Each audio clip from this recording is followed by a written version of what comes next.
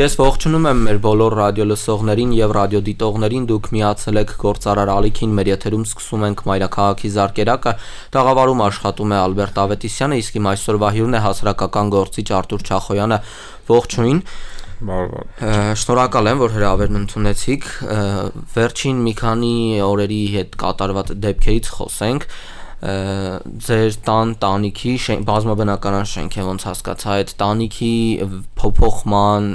քաղաքապետարանից շինանյութ դուրս գրելու դրա փաստաթղթերի սխալ դուրս գրելու եւ այլնի մասով առհասարակ ինչ էր կատարվել մի հատ գանք սկզբից էլի որ հասկանալի լինի ուրեմն ես դեռ 2016 թվականին իմ ֆինանսական միջոցներով նորոգել եմ իմ տանիքը Եվ ինքը բարվոք լավ տեսք ունի, ինչպես որ նոր վերանորոգած տանիքը։ Ինձ անհասկանալի ձևով fake ցուցակ են կազմել, որում ընդգրկել են իմ տանիքը, իբրև թե որ ես իմ տանիքը նորոգման համար շինանյութ եմ ուզել, բայց բնավ նման բան չի եղել։ Քանի որ ես դեռ 16-ին եմ նորոգել Իսկ 23-ին իբրև թե ես հայտ եմ ներկայացրել Եվ քաղաքապետարանից տեղեկանում եմ, որ շինանյութ կա իմ անվան տակ դուրս գրած, գնում եմ վերցնեմ Գնացի վերցեցի նրա համար, որ հետագայում հնարավորություն չունենա Երևանի քաղաքապետարանը իմ հրապարակումից հետո, որ ես ասեմ այսպես շինանյութ են դուրս գրում, չասեմ, որ նման բան չէր կարող լինել, վրիպակ էր տեղի ունի մենք իրան շինանյութը չենք տալու Գնացի վերցեցի, որ ակնհայտ ցույց տամ, որ վերցրել եմ եւ հանձնեցի Երևանի քաղաքապետարանին Այսինքն ակնհայտ է այլևս հերքել չի լինի Սակայն այդ ամենի հետ մեկտեղ Հայկ Կոստանյանը, մամուլի խոսնակը 2023 թվականի իմ շքամուտները նորոգելու դիմումը հրապարակեց, որ ես դիմում էի ներկայացել Երևանի քաղաքապետարան եւ շփոթմունք տեղի ունեցել, ավելի հստակ ինչպես նաեւ նշում սխալմունք, դրա արդյունքում ցուցակները խառնվել էին։ Բայց հարցը կայանում է նրանում, որ այդ ցուցակը կազմել էին միտումնավոր, հետագայում շինանյութներ գումար դուրս գրելու համար, որովհետև նույն ժամանակահատվածում 2023 թվականին ես փաստաթղթեր ունեմ, որում հասցե կա, որը գոյություն չունի եւ հասցեներ կան, որոնք Երևանի քաղաքապետարանը շքամուտներ պետք է նորոգել, որոնք նորոգված են եղել։ Այսինքն նույն ժամանակահատվածում 2023 թվականին հասցեներ են կազմել ցուցակներով, թե տանիքի նորոգման, թե շքամուտների նորոգման fake հասցեներով Այսինքն ում տանիքը նորոգված է, ում շքամուտքը նորոգված է, կրկին անգամ այդ հասցեներով գումարներ էին դուրս գնում եւ այդ ամենը ես բացահայտեցի Այսինքն դառնում է, որ իրենք դուրս են գրել շինանյութ մի հասցեի մասով, որը կամ վերանորոգված է կամ չկա նման հասցե ու վերջում մեղքը գնում վարտվում է մի աշխատակցի վրա Այսպես է դառնում Այդպես, հա, տես մի բան, տեսեք, իրականում ինչ է տեղի ունենում Հիշենք անցած տարվա դեպքը եւ Երևանի քաղաքապետարանը որակյալ նորմալ բրուշատկեն տոմետները դուրս էր գրել որպես աղբ եւ տանում թափում էին իբրև թե բայց չէին տանում թափում այլ տանում էին ինչ որ տարածք մասնավոր սեփական լճի տարած որտեղից էլ եւ իրացնում էին այդ ամենը այդ կացինի հայտնի դեպքը զենքի ասենց ասած վախցնելու փորձով հետո Երևանի քաղաքապետարանը ինչ հայտնեց ասած վրիպակ է տեղի ունեցել դա որպես շինախ պետք է չկա այսինքն բոլոր կոռուպցիան որ ակնհայտը ցույց է տալի որ նորմալ գույքը շինախբի տեղ դուրս են գրում իրացնում են տանիքի գումարները դուրս են գրում, հա, այսինքն ասում է շփոթմունք ու սխալմունքը դուրս է։ Այսինքն կոռուպցիան իրանք վերնագրում են որպես սխալմունք։ Ես ես վերջում էլ ականատես է եղել մի դեպքի, երբ քաղաքապետարանը առանց երևի հստակ ինչ-որ չափումներ անելու, գործընթացները իրականացնելու օրենքով սահմանված կարգով շինթույլտվություններ էր տրամադրել, քաղաքացին ունեցել էր հեծի հետ խնդիրներ, ունեցել էր վեոլիայի հետ խնդիրներ ու վերջում արդեն քաղաքապետարանն անգամ քաղաքացուն կանչել, ասում արի մենք նորից կձևափոխենք քո շինթույլտվությունը, հատակագիծը, մնացած ամեն ինչը, բայց կոպիտ ասած ոնց որ մի բողոքի այս նման ինչ-որ բան, որովհետև իրանց սխալն է եղել, իրանց թույլտվությունն է եղել այս ձևով։ Քաղաքապետարանը անընդհատ այս բաներն անում, ես վերջում էլ գանք մի պահ տրանսպորտին, որ հայտարարեցին գնելու ենք նոր տրոլեյբուսներ, ավտոբուսային պարկը պիտի համալրված լինի ու հայտարարում են, որ թերահավաքում է եղել տրանսպորտի ոլորտում, այսինքն քաղաքացիների մեծամասնությունը կարելի է ասել ինչ որ ձևերով, ինչ որ պատճառներով չի վճարել ու այն սահմանված սանդղակը, որ կա, որ պիտի հավաքագրվեր, որ ավտոբուսներն ու տրոլեյբուսները առեր, հիմա չի լինում ու չեն առնում։ Այս ինչի մասին է խոսում, ստեղ կա կոռուպցիոն ռիսկ, թե ուղղակի ստեղ թերի չկատարման արդյունքն է։ Տեսեք, կոռուպցիոն ռիսկը միանշանակ կա, այսինքն հիմնավորում թեխի։ Առաջի հերթին քաղաքացիների մեծ զանգված իրականում բոյկոտում են եւ չեն վճարում, առհասարակ չեն վճարում եւ մարդիկ էլ կան ուղղակի դատար քարտերով բան են անում, կպցնում են, այսինքն համակարգը մերժում է, չեն վճարում, ասնում գնում նստում են, բայց իրականում ըստ ինձ բացի բոյկոտից տեղի է ունենում թալան։ Լավ, ընդունենք հնարավոր չի վերահսկել, այսինքն որ մարդիկ բոլորը գումարները վճարենք, ընդունենք, հա, այդ բոյկոտի արդյունքում հավաքագրումներ տեղի չի ունենում։ Ընդունենք, գողություն չկա, կոռուպցիա չկա, բայց մեկ այլ հարց։ Մետրոպոլիտենում առանց վճարելու չես կարող անցնես։ Ուղղակիորեն չես կարող անցնես։ Ցանկացած դեպքում, եթե քարտը դեպ չի անցնում, պիտի կտրոն առնես, անցնես գնաս։ Այսինքն այնտեղ բոյկոտ չի աշխատում։ Այնտեղ թերահավաքումը միայն կոռուպցիոն բնույթ է կրում։ Հիմա հարց Երևանի քաղաքապետարանին եւ ամբողջ հանրությանը։ Միջ այդ տոմսային համակարգը մետրոպոլիտենում այլ հավաքագրում է տեղի ունեցել։ Հիմա թվերը էլ ավելի նվազեն։ Հիմա հարց, ինչով է դա պայմանավորված։ Ես ասում եմ թալանում են։ Այլ ուրիշ այդ բացատրություն չունի։ Հակառակ դեպքում, եթե մարդիկ բոյկոտեն, կարելի է մեղքը գցել բոյկոտողների վրա։ Ու եկեք հաշվի առնենք այն հանգամանքներ, որ երբ որ կանխիկներ աշխատում, ասում են վարորդները գողանում են, գրպանում են 100 դրամներ, այդպես է ոնց որ շրջանը առվում։ Չէ, իրականում նես չէ, որ այդպես բան չկար։ Իրականում կար նման բան, հենց վարորդներն էլ խոստովանում էին եւ ասում էին, որ իրենց վերևից են ստիպում, որ նման քայլ։ Այն ժամանակ կար այդ գծի փողասված, որ իրանք այնքան պիտի քշեին, այնքան պիտի հավաքեին, որ այդ գծի փողասվածը տային։ Դե բնականաբար, եթե կա կանխիկ, դա ոնց որ ապացուցված մեթոդ է, եթե կա կանխիկ, ուրեմն այդ կանխիկից պիտի ինչ-որ մի մաս դուրս կորի, հաստատ պիտի կորի։ Ուրեմն դուրս է գալի, այսինքն ոչ թե դուրս է գալի, դա այդպես էլ կա, այսպես ասած ստվերով, գողությունով, որ ասում են գողանում են 100 դրամներով, առաջ ավելի շատ էին հավաքագրում, քան թե հիմա տելսելի համակարգով։ Այսինքն եթե համեմատենք, թե այն վաղ վարորդներն էլ էին, հա, այդ ամեն process-ի մեջ ելնում, հիմա մենակ բարձրաստիճան պաշտոնյաներն են այդ ամբողջ գործընթացի մեջ ու էլ ավելի շատ են թալանում։ Որտեւ այդ ամենը այլ ուրիշ բացատրություն չունի։ Եթե դուք տոմսային համակարգը ստեղծել եք, որ կոռուպցիա չլինի, ստվեր չլինի, բայց քանակը, ցուցակը, թվերը ավելի նվազեն, ուրեմն դուրս է գալի դուք ավելի շատ եք թալանում։ Ու այս այն պարագայում, երբ որ դաշտը կարելի ասել մենաշնորհային է, կա մի ընկերություն սպասարկող ու այդ ընկերության հետ էլ ես զրույց եմ ունեցել այս նույն տաղավարում, որտեղ ընկերության ներկայացուցիչը ասում էր, որ մենք միջնորդավճար չենք պահում, այսինքն ինչ որ քաղաքացին վճարում է, դա ավտոմատ կերպով գնում է քաղաքային բյուջե։ Իսկն այստեղ եթե այս հայտարարությունների ֆոնին նայենք, մենք բացառում ենք այս գծի վրա կորուստ, այսինքն քաղաքացի Տելսել գծի վրա կորուստ չի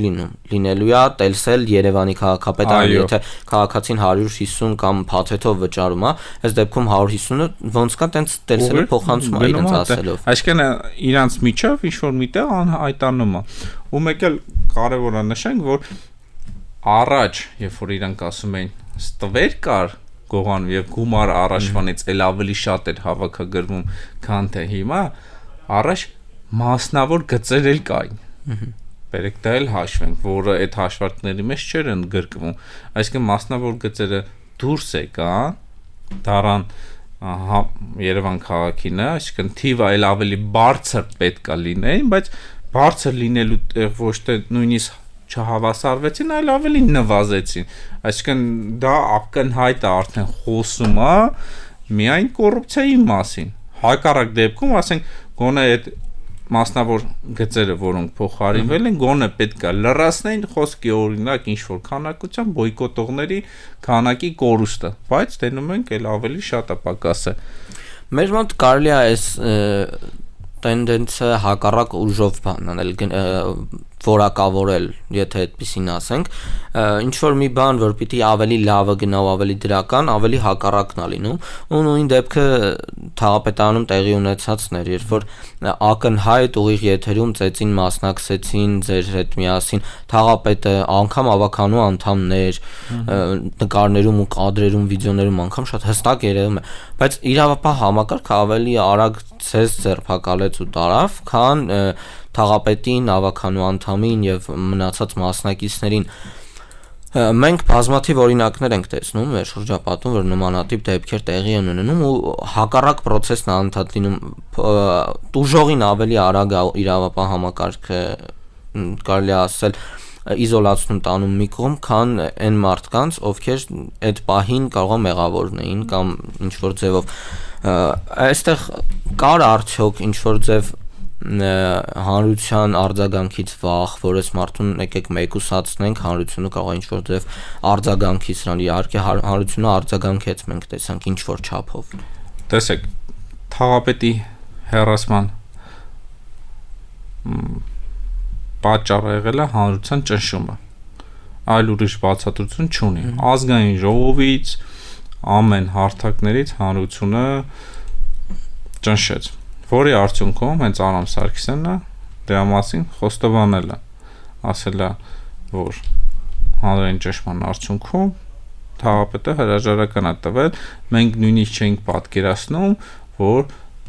այսքան աղմուկ բարձրացնի այս միջադեպը, այսինքն իրանց համար նորմալ է, որ ուղիղ եթերով տեսախցիկների առջև 10 հոգով հարձակվեն եւ հանրությունը պետք է չարձագանքի, ինչը բնավ ամեն ինչը դրա մասին խոսում է։ Իրականում այդ ամենը, որ տուժողին են ձերբակալում տանում, այդ ամենը խոսում է նրա մասին, որ պետական համակարգը, կառույցները առաջնորդվում են կուսակցական պատկանելիությամբ, այսինքն վերևների հրահանգներով, ինչը որ մենք բազմից անգամ ականատես եղանք ազգային ժողովի հնչեցրած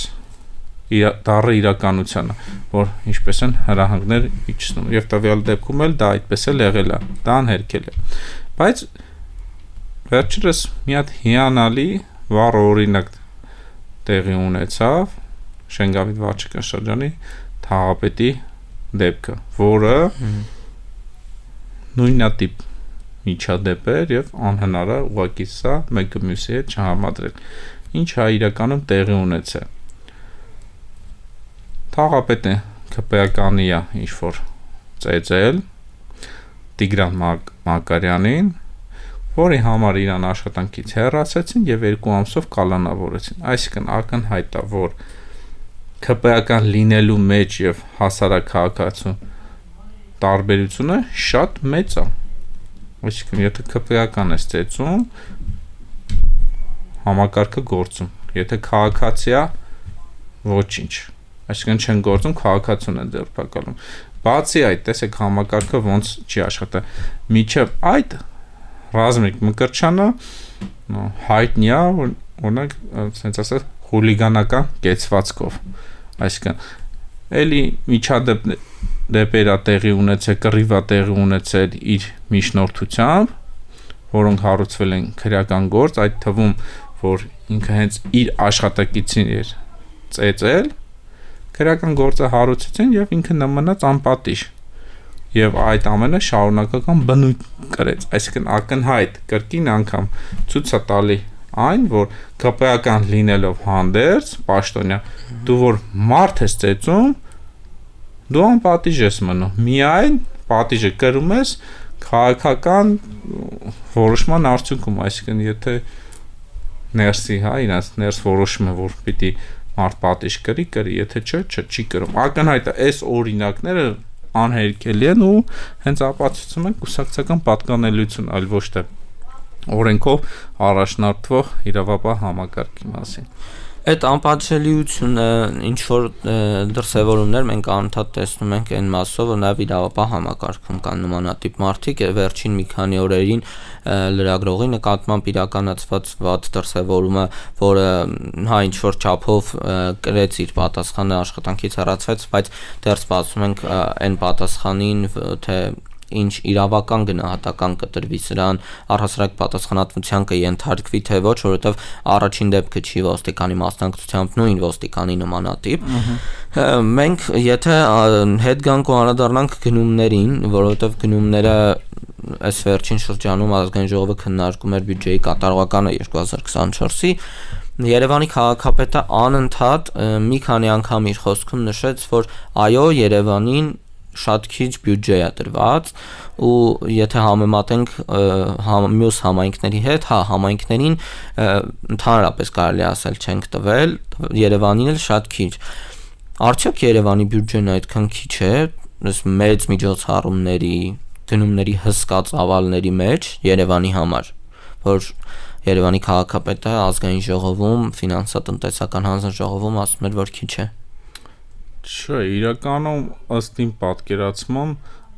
բավականին նորմալ բյուջե ունի Երևանի քաղաքապետարանը, սակայն իր բողոքելու արդյունքը ըստ ինձ նրանում է կայանում, որ ինքը այդպիսով փորձում է քողարկել անհաջողությունները, օրինակ ասֆալտապատման ոլորտի, օրինակ փողոցի փոսերը, որ իբրև թե փող չկա ասֆալտ անել եւ այլն եւ այսինքն ձախողումներ աղբահանության ոլորտում, կանաչապատման ոլորտում, որովհետեւ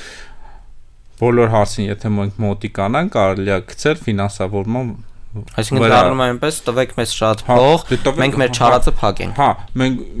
եթե մենք Դուբայի չափ բյուջե ունենայինք, մենք տեսնում ենք մեր քաղաքը Դուբայի պես է կկառուցենք, բայց եկեք մի պարզ օրինակ վերենք, ես օրինակ Տարոն Մարգարյանի օրոք ղեկավարած Երևանի քաղաքապետարանը, որը առհասարակ իր բյուջեն նման էս ահռելի ծավալների չէր հասնում, բայց Երևանը ավելի բարեկարգ էր, ավելի կանաչապատ էր, քան թե հիմա։ Հիմա խնդիրը ինչու՞մ, այսինքն եթե ակնհայտ խնդիրը ոչ թե գումարի բյուջեի մեջ է, այլ կառավարման մեջ է եւ կառավարումը ճգնաժամը արտացոլվում է այդ թվում տրանսպորտի բարեփոխման ձախողումով, այսինքն որ չկարածան, այսինքն ֆինանսավորման մեջ գումար պակաս լինելու հետ ես չեմ պատկերացնում, օրինակ այսքան այգի են սարքել, ոչ մի այգի իր նպատակին վերջնական չի հասել։ Այո, օրինակ Ալբերտ ջան, դուք հետևում եք Երևանի քաղաքապետարանին եւ կարծում եմ բազմաթիվ ծրագրերի մասին տեղյակ եք։ Ինչ կարող եք նշել մեկ ծրագիր 2023 թվականից, լավ, 22 թվականից, որը ոչ թե ասում եմ բակային տարածքում ինչ-որ փոքր մի հատ նստարան են դրել, այսինքն մեծ հնչեղ ծրագիր, որը իր նպատակին հասել է։ Մեկ ծրագիր ինձ նշեք։ Շինարարական ոլորտում կդժվարանամ ասել, որովհետև չեմ տեսել։ Բայց գումարները ինչի վրա է գնում։ Ես այսինքն այգի չէ կարող մշակութայիններն եմ կարողանալու ասեմ, որովհետև շինարարականները չեմ նկատել։ Իմ դիտարկումներում 2 տարուց ավել է ես լուսաբանում եմ Երևանի քաղաքապետարանի աշխատանք ավականի շինարարական հատվածներին, որ սկզբից մինչև վերջնակետ լինի, դեռ չեմ անելացել։ Այսինքն որևիցե այգի չէ կարող նշել, որ այդքան գումար են ծախսել ու հասել է իր վերջնական նպատակին։ Ես հիշում եմ, որ Երևանյան լճի հատվածներ, որ բարեկարգվում էր լճից աղբը դուրս եկավ ինչ որ չափով եւ այլն, բայց դա էլ վերջնական հատվածին դեռ չի հասել։ Այդտեղ եղավ կոռուպցիա, Երևանյան լիճ անմխիթար վիճակում է, այսինքն հատակի սալիկը քանդվում է եւ գրեթե բոլոր ծրագրերում ցախողված են։ Նույն Ռայսայի դիմացի այգին հայտնի է ոսկե ջրած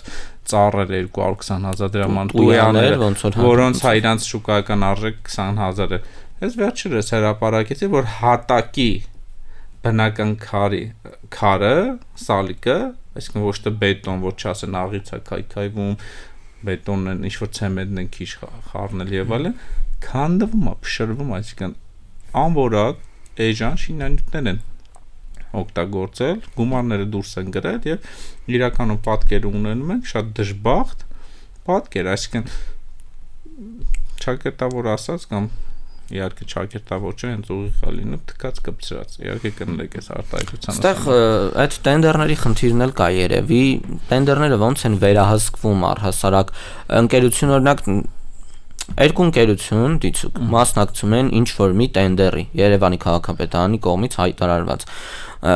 Այդ մրցույթում հաղթում է մեկը, մյուսը չէ։ Բայց այս չհաղթողի մոտ հարցեր են առաջանում։ Կա այդպիսի ընկերություն կամ ընկերություններ, ովքեր այս հարցերի պարզաբանման հետևից գնում են, դիմում են քաղաքապետարան, դիմում են դատարաններ իրենց իրավունքը պաշտպանելու կամ այդ հարցերի պատասխանները ստանալու, sense դեպքեր գրանցվել են։ Շատ լավ հարց եք տվել, նման դեպքերը կարգավորվում են նույնպես կուսակցական պատկանելիությամբ, օրինակ, այսինքն ոչ թե օրինակ, այլ հստակ փաստ։ Լիլիան Արմանկերությունը, որի տնօրենը ԿՊԱ-ական է, հենց ավականու։ Եթե չեմ սխալվում, ավականու ցուցակում էլ է, հա, որը հենց Երևանյան լճի շինարարն է, որը բնավ առաջի տեղ չէր զբաղացել տենդերում, այլ երրորդ տեղն էր զբաղացել։ Այսինքն նա հաղթող չէր ճանաչվել, բայց Երևանի քաղաքապետը տենդերը իրան է տվել, որովհետև երկու հոգին հրաժարվել են։ Այսինքն տեսեք ինչ է տեղի ունենում։ Ես տեսանյութ ունեմ նկարահանած շինարարի հետ, որը տենդերը շահել օրենքով եւ բոլոր երաշխիքները ներկայացրել է, բայց Երևանի քաղաքապետարանը այդ շինարարի հետ, Նարեկ Պողոյանի հետ գնացել են շինարարին, ասել են տենդերից հրաժարվի։ Եթե չհրաժարվես, խնդիրներ ես ունենալու։ Այդ թվում շին բարեկարգման վարչության պետը Խորեն Գրիգորյանը, այդ տեսանյութը կա, ես իմ խոսքերից չեմ հորինում։ Այդ մարդը չի հրաժարվել, տենդերը վեկալել է, փորձել է գործանել ու խնդիրներ է ունեցել։ Մի 4 իմ ունեցած տեղեկությունով ինքը բանկային երաշխիքը նույնիսկ չի ստացել, այսինքն Երևանի քաղաքապետարանը աշխատանքները չի ընդունել։ Այսինքն ամբողջական գումարը իր կատարված աշխատանքի համար չի վճարել։ Այսինքն ակնհայտ է, եթե դու տենդերս շահում եւ այդ թմիշ չես ու ատկատներ չես տալի, հա, եւ այլն, այսինքն գործարքի չես գնում իրենց հետ, դու խնդիրներ ես ունենում։ Դրանով է պայմանավորված, որ հիմնականում բոլոր տենդերները իրենց թիմակիցներն են շահում։ Այսինքն մենք տեսանք նույն Էկո բիլդինգը, որը Արամ Սարգսյանի կուսակիցն է, մանկապարտեզի բարեկարգում է շահել, մանկապարտեզը պետք է շահագործման հանձնվեր դեռ, եթե չեմ սխալվում, 2023 թվականին, մինչ օրս չի հանձնվել։ Photoshop-ով շենքի շինթույլտվություն են տալի, որ Photoshop-ով շենքը տեղափոխում են, որ նորմերին համապատասխանի փաստաթղթերով ամեն ինչ նորմալ լինի տան, բայց իրականում շենքի կողքն է եւ նորմերին չի համընկնում։ Այսինքն հեռավորությունը փաստաթղթում գրած է 13.5 մետր, եթե չեմ սխալվում, բայց իրականում մոտ 7 մետր է, բայց թղթով 13.5-ը։ Սպասում ենք կասկադին, կասկադն էլ է այդպիսի ինչ որ խառը գործընթացների մեջ դեռ մենք կասկադին առանցին հաղորդման շրջանակներում մի անգամ անդրադարձել ենք ճարտարապետական ոճի եւ դրա պահպանման, մի անգամ էլ մի թեմայով ես կարելի ասել նախընտրում եմ տենդերային թեմայով անդրադառնալ, թե դա ոնց եղավ, ինչ եղավ ու ինչ արեցին։ Ձեզ շնորհակալ եմ, մենք հասանք մեր հաղորդման վերջին, հուսով եմ, որ մեր տենդերային բացահայտումները, սկանդալային դեպքերը դրանք մեր առօրյայից կպակասեն եւ քաղաքը, ինչպես դուք նշեցիք, կունենա Դուբայի բյուջեի չափ բյուջե ու կգնանք դեպի նմանատիպ երկրների ոճերին ու նմանատիպ քաղաքների կամ Բայց կարծում եմ այդ բյուջեն էլ ունենանք, մենք այդ արդյունքը չենք ստանա, որովհետեւ ակնհայտ է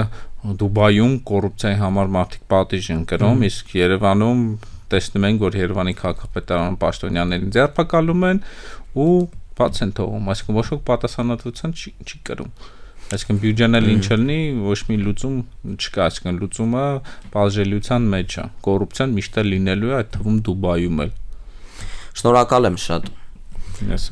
Ես հիշեցնեմ, որ դուք դիտում կամ լսում եք Մայրաքաղաքի զարգերակը, տաղավարում աշխատեց Ալբերտ Ավետիսյանը, իմ հյուրն էր հասարակական գործիչ Արթուր Չախոյանը։ Կհանդիպենք։